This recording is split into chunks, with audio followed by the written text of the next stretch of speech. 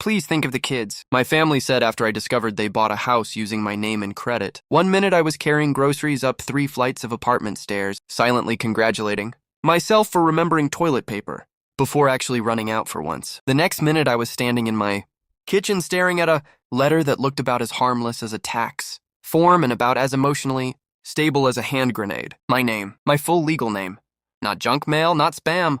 Not one of those fake important notice, things that immediately get sacrificed to the recycling bin. A mortgage statement, $560,000. Delinquent, 18 months. I laughed. Not because it was funny, because sometimes your brain just throws a chair through a window and leaves. I stood there holding a bag of oranges while reading it. For some reason, that detail stayed with me. The oranges. Like my brain genuinely believed catastrophic financial fraud couldn't happen while citrus was involved. Wrong. Very wrong. Apparently, identity theft and vitamin C can coexist. Who knew? I called the number. Big mistake. Actually, no. The fraud was the big mistake. The phone call was just where reality started punching me directly in the face.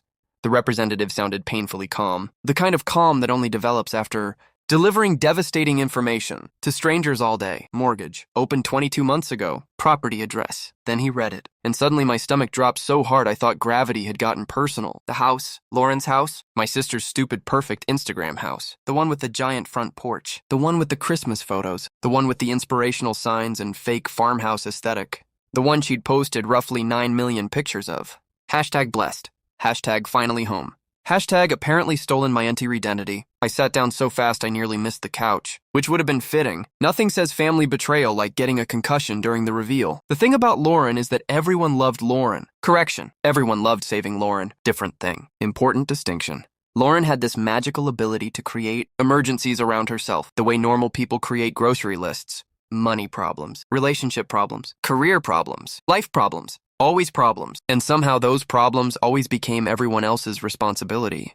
Mostly mine, mostly because I was the responsible daughter. God, I hate that phrase, responsible daughter. You know what that actually means? It means congratulations. You've accidentally become the family emotional support donkey. You carry everything. Nobody asks if you want to. Nobody thanks you. You just keep hauling baggage until your spine snaps. Then somehow you're the selfish one. Meanwhile, Lauren got treated like a beautiful woodland creature that might die if exposed to accountability for more than 30 seconds.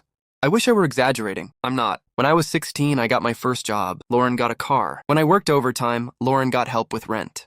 When I paid my own bills, Lauren got sympathy. When I struggled, I got life lessons.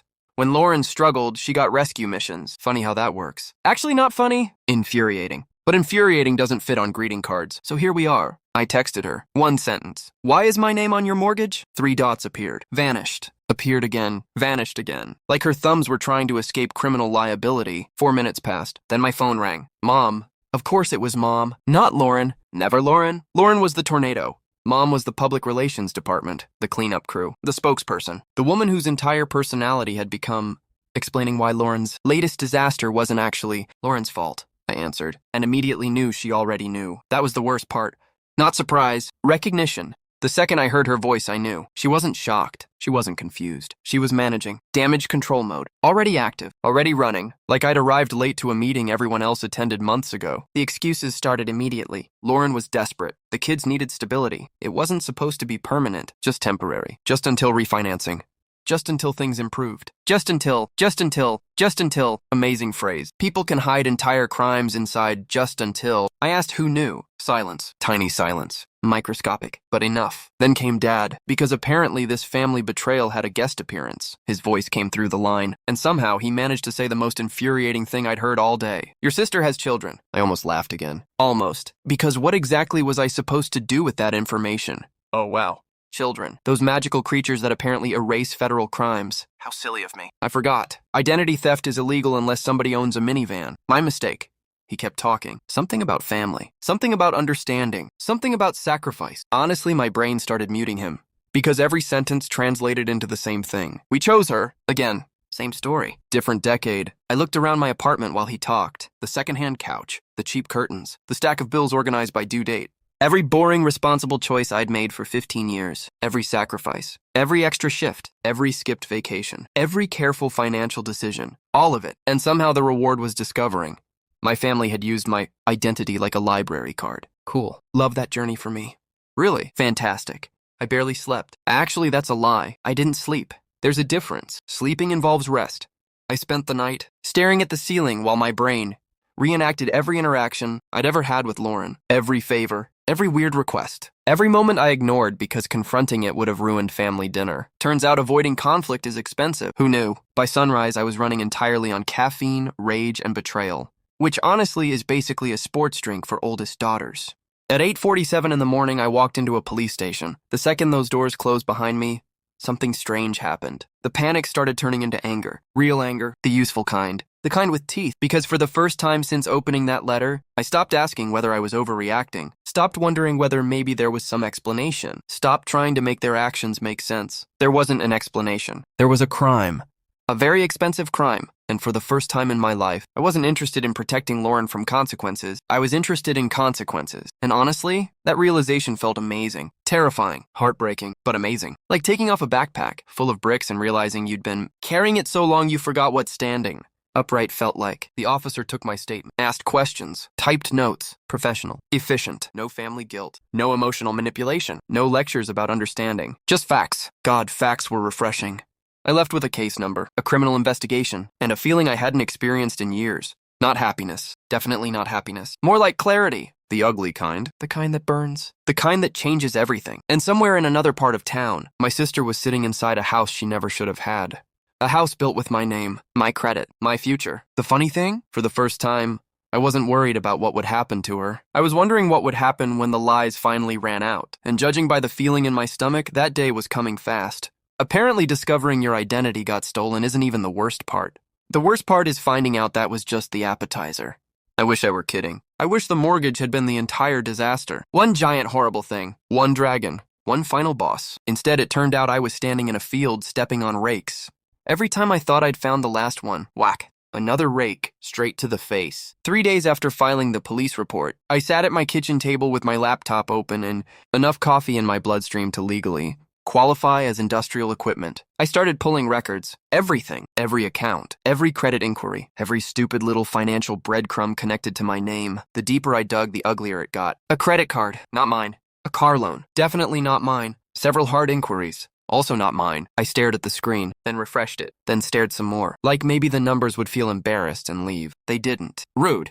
The car loan irritated me more than the mortgage. Not logically, emotionally. The mortgage was huge, abstract, a giant monster. The car loan felt personal, because somebody had apparently looked at my identity and thought, you know what Claire needs? A vehicle she's never seen. Fantastic. Love that for me. Maybe next week someone would adopt a llama in my name. Let's keep the momentum going. My apartment became investigation headquarters, which sounds cooler than it actually was. Really, it was just me sitting in pajamas surrounded by printed documents, and slowly turning into the human embodiment of a stress headache.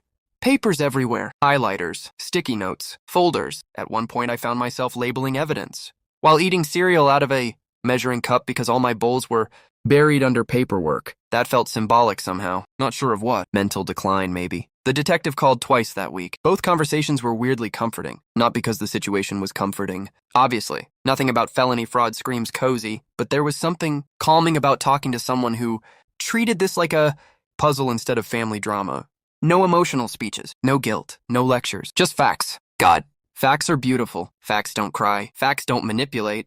Facts don't suddenly remember they have chest pains whenever accountability appears. Facts just sit there existing. Beautiful little truth goblins. I love them. My mother, meanwhile, had apparently entered her next evolutionary form. Normal mom, which was honestly creepy.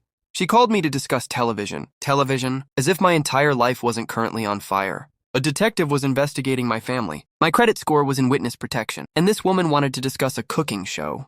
I kept waiting for her to bring up the investigation. She never did. Not once. The level of commitment was honestly impressive. Disturbing, but impressive. Like watching someone continue setting a dinner table while the house burns down around them. The denial had Olympic-level stamina. Meanwhile, I was learning things. Unpleasant things. The kind of things that make old memories suddenly rearrange themselves. Ever have that happen?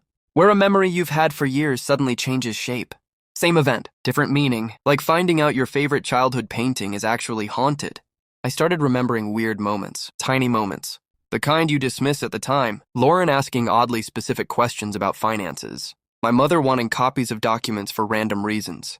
My father casually asking about banking information years ago. Little things. Nothing dramatic, nothing obvious, individually harmless. Together? Yikes. Huge yikes. My brain became a conspiracy board. Except the conspiracy wasn't a conspiracy anymore. Just evidence. Less exciting. More depressing. One afternoon, I met with an attorney. Margaret. Tiny woman. Terrifying energy. The kind of person who could probably sue a hurricane into apologizing. I liked her immediately. She reviewed everything. Mortgage, accounts, credit reports, notes, timeline. Then she looked up, and for the first time, somebody said the thing nobody else wanted to say. This wasn't desperation. It was planning. That hit harder than I expected. Planning. Such an ugly word, because desperation sounds chaotic, temporary, messy. Planning means choices, repeated choices, intentional choices. A whole sequence of moments where someone could have stopped and didn't. I walked out of her office feeling weirdly numb, like my emotions had exceeded maximum capacity and entered buffering mode. The next few days passed in a blur. Work, home, documents, phone calls, more documents. I was functioning purely through momentum, like a shopping cart with one broken wheel somehow. Still making it across a parking lot.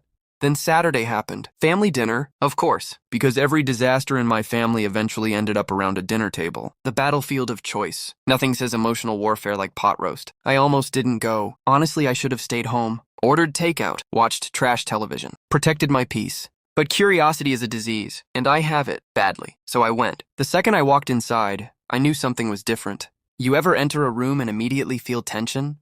Not see it. Feel it. Like humidity. The air itself felt wrong. Lauren was already there. Dad was weirdly quiet. Mom was overperforming hospitality, which is always a terrible sign. When she gets extra nice, somebody's about to get emotionally tackled. Usually me. I sat down. Everybody acted normal. Way too normal. The kind of normal that requires effort. The kind of normal that's sweating. 20 minutes of nonsense conversation followed. Weather, kids, recipes, random garbage. Nobody mentioning the giant criminal investigation lurking in the room. Amazing strategy. Very sustainable. Then I noticed something. Mark, Lauren's husband. He barely spoke. Not unusual. The man was naturally quiet. But this was different. This wasn't quiet. This was checked out. Mentally gone. Like he'd already packed his bags emotionally and was waiting for his body to catch up. The more I watched him, the stranger it felt. He looked exhausted. Not tired. Exhausted. There's a difference. Tired people need sleep. Exhausted people need an entirely different life. I recognized it immediately. Because honestly, same. Then my mother finally cracked. Not dramatically, just one sentence. One sentence was all it took. The room detonated, and suddenly everyone was saying things. Lauren. Dad. Mom. All talking. Excuses flying through the air like confetti at a terrible parade.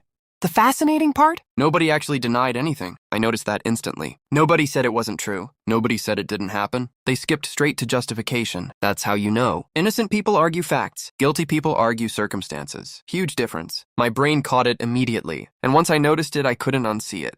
Then something happened I absolutely wasn't expecting. Mark stood up. The room went silent. I swear even the refrigerator stopped humming. He looked around the table. Not angry, not emotional. Just done. Completely. Utterly. Done.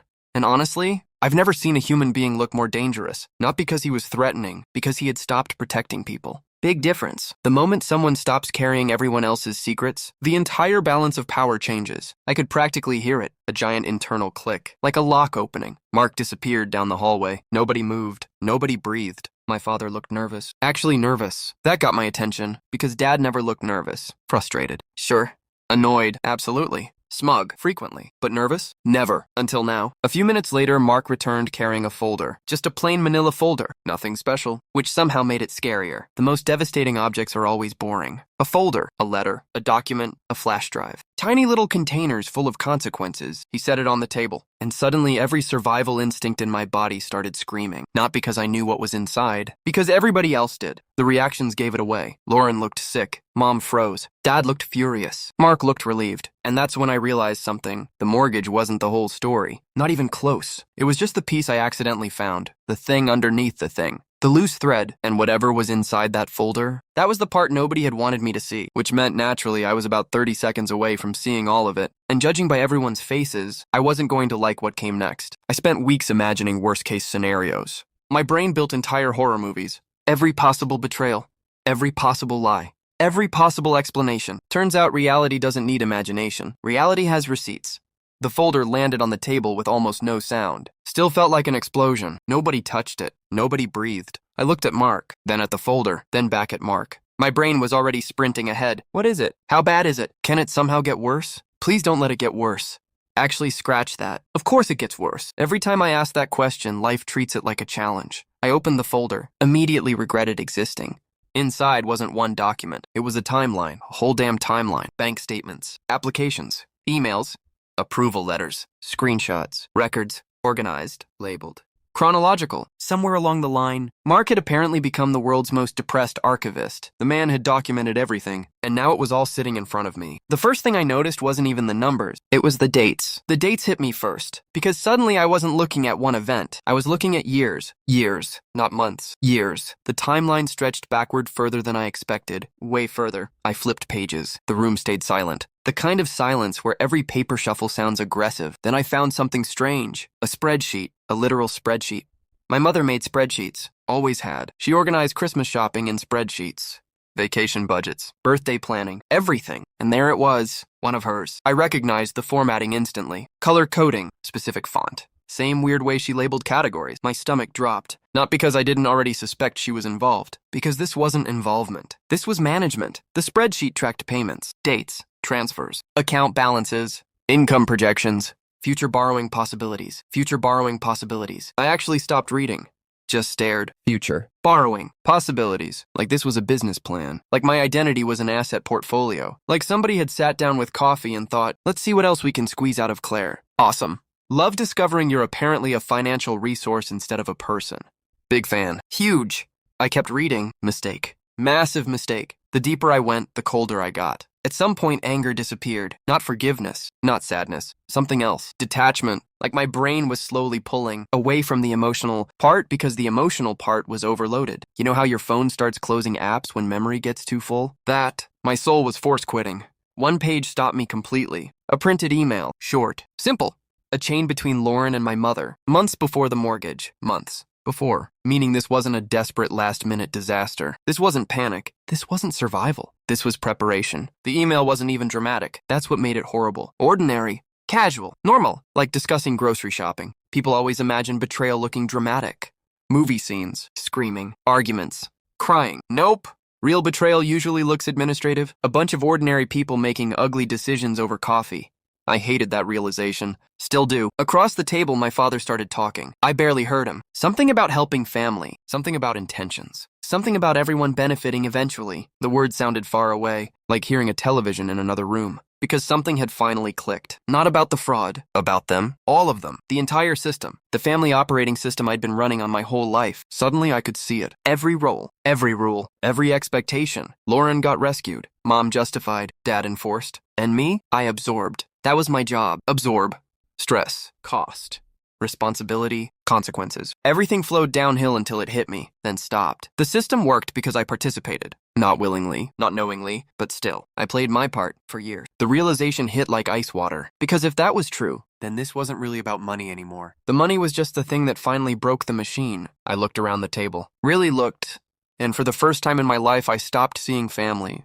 I saw individuals, flawed people, scared people, selfish people, complicated people, but people, not authorities, not obligations, not identities, just people. It sounds small. It wasn't. It felt like discovering gravity works differently than you thought. My father wasn't larger than life. He was just a man. My mother wasn't all-knowing. She was just a woman making choices. Lauren wasn't some unstoppable force. She was just someone who kept betting that nobody would stop her.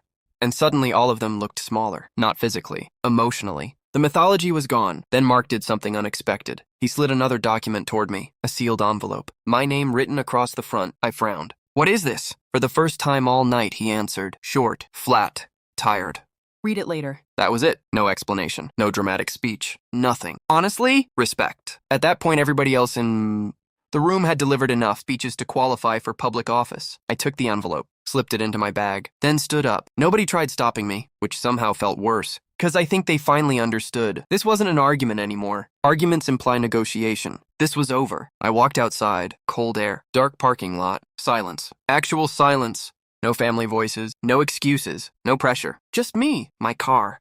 And one sealed envelope. I sat behind the wheel. Didn't start the engine. Just sat there. My hands were shaking. Not from fear. Adrenaline, the delayed kind, the kind that hits after impact. For a minute, I thought about driving home, waiting, opening it later, being responsible, being mature. Then I laughed, because apparently tonight wasn't interested in maturity. I opened it. Inside was a letter, handwritten, several pages, from Mark. The first paragraph alone nearly knocked the air out of me, not because of what it said, because of what it confirmed. The fraud wasn't the biggest secret. The money wasn't the biggest secret. The biggest secret was that the entire thing had already started, falling apart months before I found the mortgage. There had been fights, separate bank accounts, private consultations with attorneys, hidden record, people quietly preparing exits.